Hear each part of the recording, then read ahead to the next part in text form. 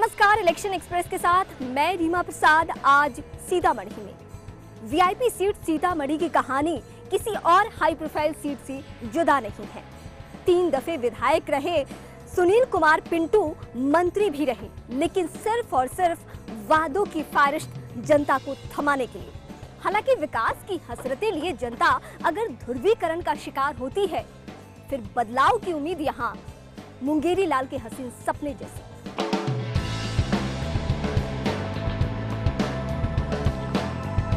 यूं तो पूरे बिहार से विकास का मुद्दा गौड़ हो चुका है और जात पात ने इस बार के चुनाव में सर ऊंचा उठा लिया है, लेकिन फिर भी हम सीतामढ़ी में जानने की कोशिश करते हैं कि क्या वाकई यहाँ पे कुछ विकास कार्य हुए हैं या फिर नहीं, क्या कुछ होना चाहिए यहाँ पे। यहाँ तो सीतामढ़ी को लेके सबसे पहले प्रॉब्लम है बिजली का, जो कि बिजली यहाँ पे होती नहीं है और जनरेटर के द्वारा ही सारा शहर जलता है। तो कहने का मतलब है कि नीतीश कुमार जी ने विकास किया था, लेकिन एक बड़ी गलती उनसे हो गई कि उन्होंने लालू को साथ में लेके, ये सबसे बड़ी गलती हो गई। अगर विकास लालटेन का साथ निभा रहे हैं, इसीलिए सीतामढ़ी में बिजली नहीं है। शायद यही हो सकता है। सीतामढ़ी में विकास हुआ है, लेकिन अभी जो स्थिति है लाइन का वो समस्या है। रोड भी जो है वो बिल्कुल गड्ढा जैसे रोड जो सीतामढ़ी में खड़े होकर आप लोगों को लगता है कि शहर में रह रहे हैं। यहाँ की स्थिति देखिए। नहीं, बिजली तो बहुत ही कम रहता है, 2 घंटा से ज़्यादा। 2 घंटा, बस 2 घंटा, 2 घंटा 4 घंटा लाइन रहता है। वही फ्लक्चुएशन ज़्यादा होता है बिजली। यहाँ के जो गांव वाले इलाके हैं तो वहाँ तो बिजली ही नहीं रहती होगी। बहुत अल्प रहता है। हम लोग चाहते हैं कि बीजेपी एक बार बिहार में आए, सबको मौका दिया जाए।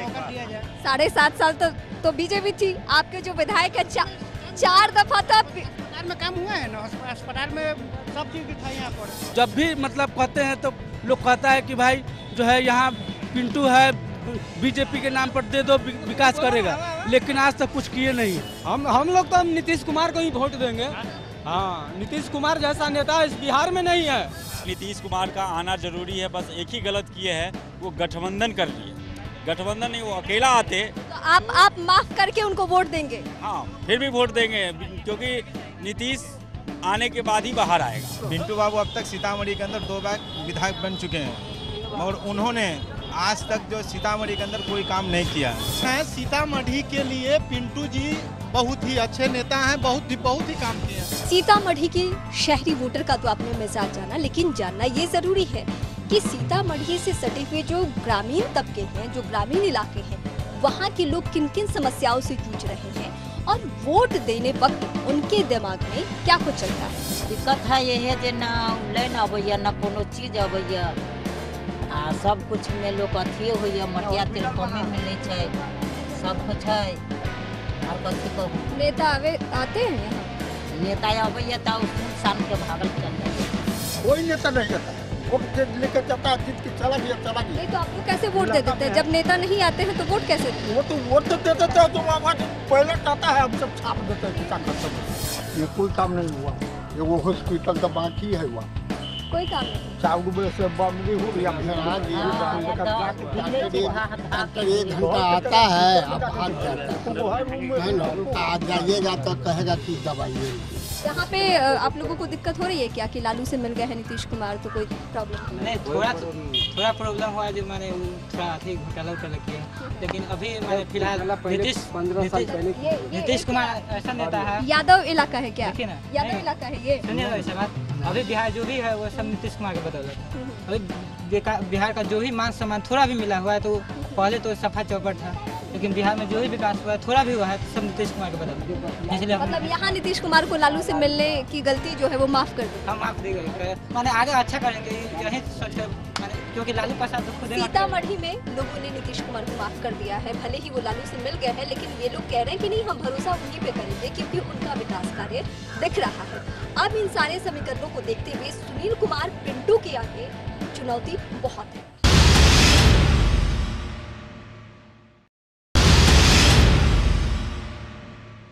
जिंदाबाद जिंदाबाद जिंदाबाद जिंदाबाद। सीतामढ़ी में अब तक किस तरीके से चुनाव होते आए हैं ये तो आपको पता है, लेकिन बदले माहौल में विकास के मुद्दे यहाँ भी गौन हैं और कास्ट इक्वेशन को देखते हुए कैंडिडेट चुनावी मैदान में उतारे गए हैं। आरजेडी की तरफ से सुनील कुशवाहा उतारे गए हैं इस बार चुनावी मैदान में। किस तरीके से सुनील कुमार पिंटू सरीखे दिग्गज नेता को मात देने की तैयारी में है, ये हम उन्हीं से जानते हैं। क्या तैयारी चल रही है आपकी? अभी हम लोग गांव में, शहर में सभी जगह जाके सभी क्षेत्रों का दौरा किया है। कहीं कोई विकास का काम नहीं हुआ है। सड़क की व्यवस्था नहीं हुई है, पानी की व्यवस्था नहीं हुई है, बिजली की व्यवस्था नहीं हुई है। और वर्तमान में सीतामढ़ी विधानसभा में जो विधायक हैं उनके परिवार का इस सीतामढ़ी विधानसभा पर 35 वर्षों से आधिपत्य रहा है और इस क्षेत्र का विकास न के बराबर। शहर से आते हैं लेकिन शहर में भी कहीं विकास देखने को नहीं मिलता। इस बात को तो हम भी मानते हैं कि विकास कार्य नहीं हुए हैं सीतामढ़ी में, ये कड़वी से चल रहा है। लेकिन इस बात का श्रेय तो नीतीश जी को भी जाना चाहिए कि उन्होंने यहाँ के लिए क्या किया, क्योंकि आप उनके साथ हैं तो सवाल आपसे भी। नहीं, उनके नीतीश जी के समय में जो विकास हुआ है तो उनके द्वारा जो काम होना चाहिए वो तो हुआ ही है। जैसे मेन सड़कों का निर्माण है और शहर में स्वास्थ्य की व्यवस्था है, ये सब तो हुआ ही है, सरकार के द्वारा काम हुआ है। स्कूल में छात्रवृत्ति की योजना है, ये सब मामले पे काम हुआ है। पिंटू जी कह रहे हैं कि 2.5 साल से जब हम नहीं है साथ में तो काम नहीं हुआ है, 7.5 साल जब वो साथ में थे तो काम हुआ था। नहीं, उनका तो 35 वर्षों से राज है। 2.5 साल से वो साथ में नहीं है, लेकिन एमएलए तो यहाँ के हैं। 2.5 साल यहाँ से मंत्री भी रहे हैं, फिर भी काम नहीं हुआ है और उनको 32.5 वर्षों का हिसाब देना पड़ा। आप इस बात को खुद मान रहे हैं कि 35 साल से उनका आधिपत्य है और उन्हें 32 साल का हिसाब देना पड़ेगा। लेकिन कितनी बड़ी चुनौती है आपके सामने कि जिनका इतने दिनों से राज चल रहा है उसको हराने के लिए आप निकले। अभी जो वर्तमान विधायक हैं सिर्फ चुनाव के समय ही 5 साल में एक बार जनता को दिखते हैं, सिर्फ चुनाव के समय ही जाते हैं। वो भी जगह किसी बड़े आदमी, अमीर आदमी के दरवाजे पर बैठ गए, बाकी आम जनता से उनका कोई संबंध नहीं है, कोई लगाव नहीं है। इस बार आप ऐसा क्या करेंगे कि पब्लिक गुमराह नहीं होगी और वो आपके साथ हो लेगी? हम लोग प्रत्येक गांव में, प्रत्येक मोहल्ला में घर घर जा रहे हैं, सभी लोगों से मिल रहे हैं और सभी लोगों का आशीर्वाद हम लोगों को मिल रहा है। क्षेत्र की जनता में हम लोगों के प्रति भी विश्वास है और माननीय हमारे नेता लालू यादव, नीतीश कुमार, सोनिया गांधी के प्रति भी लोगों में आस्था और उत्साह है। और लोगों का ये देखा जा रहा है कि नीतीश कुमार की छवि से लोग खुश हैं, लेकिन उन्हें इस बात का तकलीफ है, ये वोटर का मिजाज है कि लालू जी से मिल गए इसलिए लोग उन्हें नहीं पसंद कर रहे। ये चुनौती क्या आपके सामने भी सर उठा के खड़ी है यहाँ पे? नहीं, गलत है। ऐसी कोई बात नहीं है। क्षेत्र में लोग लालू जी के कार्यकाल से भी खुश हैं और नीतीश जी के भी कार्यकाल से, लालू जी के सामाजिक न्याय, धर्मनिरपेक्षता से और नीतीश कुमार का ये बात आप इसलिए कह रहे हैं क्योंकि यहाँ पे यादव बहुल इलाका है, मुस्लिम बहुल इलाका है, या वाकई लोगों में इस तरीके की सोच है? हम लोग जब क्षेत्र में घूमते हैं तो किसी समुदाय की बात नहीं होती है, यादव, मुसलमान या अन्य जातियों की।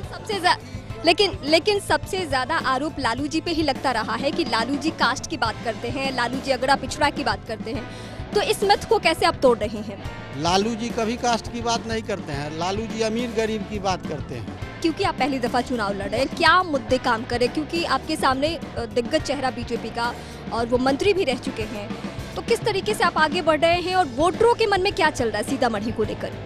हमारे जो यहाँ से विधायक हो जाते हैं वो क्षेत्र में कभी नहीं आते हैं, उनका आम लोगों से कोई लगाव नहीं है, किसी की समस्या सुनने को तैयार नहीं है, किसी की समस्या का कोई निदान नहीं होता है, गरीबों का कोई काम नहीं होता है, कमज़ोर वर्ग के लोगों की कोई बात नहीं सुनी जाती है, कुछ ठेकेदार टाइप के लोग हैं।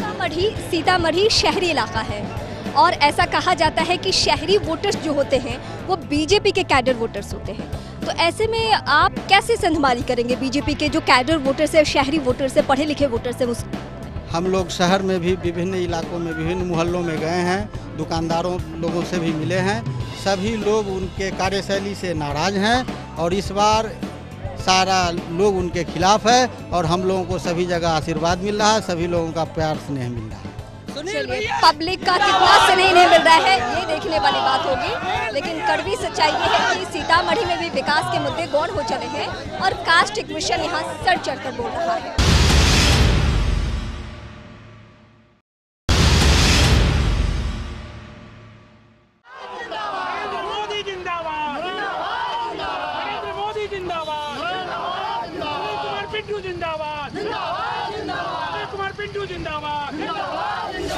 तीन दफे से सुनील कुमार पिंटू सीतामढ़ी का प्रतिनिधित्व करते रहे हैं और कम वक्त में उनकी क्षमता को देखते हुए बीजेपी की तरफ से वो बिहार सरकार में मंत्री भी रह चुके हैं। लेकिन इस बार बदले समीकरण में यानी जेडीयू और बीजेपी के अलग हो जाने के बाद यहाँ से यानी सीतामढ़ी से क्या क्या उनके सामने चुनौतियां है, ये जानते हैं। अब जो फैक्टर काम कर रहे हैं सीतामढ़ी में, उसको देखते हुए आपके सामने चुनौती है? नहीं, चुनाव की कोई चुनौती नहीं है, क्षेत्र के समस्याओं की चुनौती है, क्योंकि आरजेडी ने जो कैंडिडेट दिया वो कैंडिडेट नाम के लिए क्षेत्र में कोई उसे न जानता है न वो कैंडिडेट के रूप में। यहाँ क्षेत्र की कुछ समस्याएं हैं, क्योंकि जब हम लोग 7.5 साल तक सरकार में थे, 7.5 साल तक विकास के काम हुए, किंतु इधर विगत 2.5 सालों के अंदर में सरकार 9 के बराबर होने के कारण कोई काम नहीं हुए और लोगों की अपेक्षाएं ज़्यादा है। और खासकर अब जब से केंद्र में नरेंद्र मोदी की सरकार बनी है, तब से बिहार के भी लोग चाह रहे हैं कि जिस प्रकार आज देश का नाम पूरे दुनिया में है, तो बिहार का भी नाम पूरे सीतामढ़ी के संदर्भ में अगर बात करें तो आपने भी कहा कि कुछ समस्याएं हैं, कुछ लोकल इश्यूज है। क्या वो इश्यूज है जिस पे अभी तक काम नहीं हो पाया? जैसे सीतामढ़ी, जब मैं मंत्री था तो पर्यटन विभाग में सीतामढ़ी जो माँ जगत जननी सीता की जन्मस्थली है, वो बिहार के पर्यटन मानचित्र पर आ चुका हुआ है। ये भारत सरकार के मानचित्र पर आना, ये सबसे बड़ी पहली प्राथमिकता इस क्षेत्र की है। और जैसे जानकी नवमी की बिहार सरकार ने छुट्टी घोषित की, तो रामनवमी के तर्ज पर भारत सरकार के तरफ से भी पूरे देश में सीता जी के जन्म के दिन छुट्टी हो। तीसरी चीज, जिस प्रकार अन्य शहर लिए गए हैं स्मार्ट सिटी में, सीतामढ़ी सीता जी की एक प्रकट स्थली होने के कारण सीतामढ़ी को भी स्मार्ट सिटी में लिया जाए, इस बात का हम लोगों को प्रयास करना है। लेकिन सवाल आपके वोटर से उठा रहे हैं और ये उन्हीं का मिजाज है कि आपको उन लोगों ने 3-3 दफा मौका दिया और आपके पास महत्वपूर्ण विभाग यानी पर्यटन विभाग रहा, लेकिन उसके बावजूद आपने सीता सर्किट को अगर उस तरीके का दर्जा नहीं दिलवाया या राजकीय सम्मान इसको नहीं मिला, तो फिर देश किसको दिया जाए? नहीं, राजकीय सम्मान मिला, मैंने कहा ना कि राजकीय सम्मान मिला। ये बिहार पर्यटन के मानचित्र पर आ चुका है सीतामढ़ी। बिहार में जानकी नवमी की छुट्टी भी घोषित हो चुकी है, लेकिन उस तरीके से कहाँ उसको डेवलप किया जा रहा है? बता रहा हूँ, ये इस विभाग का बजट 32 करोड़ था। उस 32 करोड़ में अगर देखा जाए तो 8 करोड़ सीतामढ़ी में खर्च हुए हैं। एक विभाग का लगभग 1/4 से ज़्यादा बजट एक स्थल पर खर्च हुआ है, और जो यहाँ चाहिए उसको करने के लिए लगभग 100-150 करोड़ से कम नहीं चाहिए, तभी होगा। यहाँ की जनता की शिकायतें, चलिए जो भी व्यवधान उसमें आए हो, लेकिन हकीकत यही है कि उसका डेवलपमेंट नहीं हो पाया। लोगों की शिकायत है कि महज 2 घंटे बिजली रहती है यहाँ पे। उस वक्त से लेकर अभी तक क्या डेवलपमेंट हुआ? देखिए, जहाँ तक कि बिजली का सवाल है, हम लोग जिस सरकार में थे उस सरकार के मुखिया का वादा था कि हम अगला चुनाव बिजली पर ही लड़ेंगे, जब तक बिजली नहीं गाँव में देंगे, वोट मांगने नहीं जाएंगे। तो आज वो बिजली न दे सके तो लालटेन लेके घूम रहे हैं, लोगों को कह रहे हैं कि हम बिजली नहीं दे। ये तो दोषारोपण की नहीं, दोषारोपण की नहीं है। आज भारत सरकार पावर दे रही है, आज भारत सरकार के ही द्वारा ही सारे गाँव में विद्युतीकरण कराया जा रहा है, दीनदयाल ग्रामीण ज्योति के तहत, और उसी के तहत बिजली आनी शुरू हो गई है। युवाओं के डेवलपमेंट के लिए अगर बात करें, उनकी पढ़ाई लिखाई से लेकर उनके खेल की सुविधा को लेकर, आज भी स्टेडियम की स्थिति कैसी हुआ आपसे भी नहीं? देखिए, स्टेडियम ऑलरेडी बना हुआ है, स्टेडियम के अंदर का टेंडर हुआ, टेंडर कोई नहीं लिया, उसके बाद पड़ा हुआ पैसे आ गए, हम लोगों ने अपने टाइम में पैसे। क्या वजह है कि सारे काम पेंडिंग में है यहाँ पे? सारे काम पेंडिंग में है सीतामढ़ी। 2.5 साल सरकार नहीं थी, आप 2.5 साल से पहले का देखें कि क्या यहाँ हुआ और इस 2.5 साल में क्या हुआ। सबसे महत्वपूर्ण बात, बिहार चुनाव में इस बार तो आपको भी पता है कि क्या कुछ हो रहा, विकास के मुद्दे पीछे चले गए हैं, कास्ट इक्वेशन सबसे ज्यादा हावी है।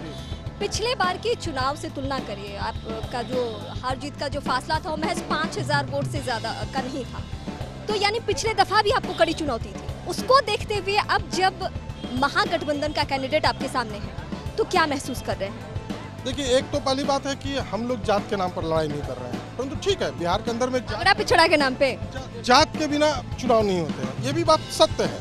परंतु हम लोग सब सीधा बात जानते हैं कि नरेंद्र मोदी के बात पर, सबके विकास की बात पर हम लोग करते हैं, पहला बात है। दूसरा, अगर कास्ट समीकरण पर भी आएंगे तो पिछले बार उसी कास्ट के कैंडिडेट इस दफा भी हैं।